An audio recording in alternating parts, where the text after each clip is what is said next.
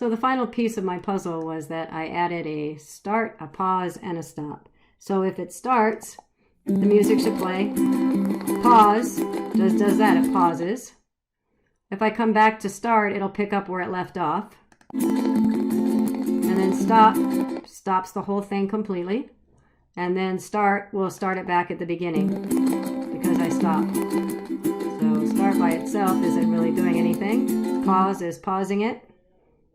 I can stop it, which will make it go back to the beginning, or since I hit pause last, it'll go back to where it's paused from. So now I'm going to stop and I'll show you what I did to complete our code along those lines. So the buttons were pretty straightforward.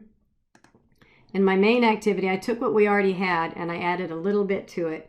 And the idea that I completed was, first of all, I set my MP is to null. So my media player, I set to null initially when I instantiated the object on the creation of the activity. And so then in the playback, the play, so when the person clicks on play, the first thing I check for is to see if the MP is null, which it was initially.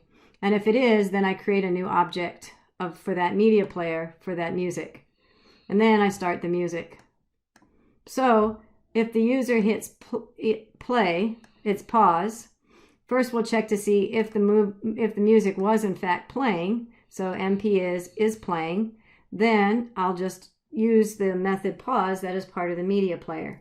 And that does exactly where we were, where it stops it at the point and will allow us to replay it.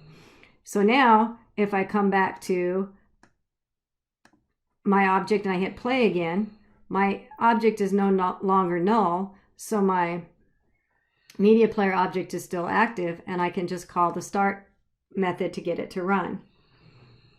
Once I hit stop, stop is going to end our object, so it's going to no longer have access to the play. I'm going to release the resources just because I think that's good practice. We always want to release the resources out of memory. So I stopped the activity. I don't want to say activity, but I stopped the media player, so the music is no longer active. And since we stopped it in our previous video, I no longer have access to the start or the pause. Once I stop it, that object is no longer, I can't go back. And so that's why well, let me finish out my sentence. And so I release the resources back from memory, and then I set that media player object back to null. So that way, if the user presses play again, I'm going to create a new object, a new instance of that object, which I had to do because it was stopped in the prior video.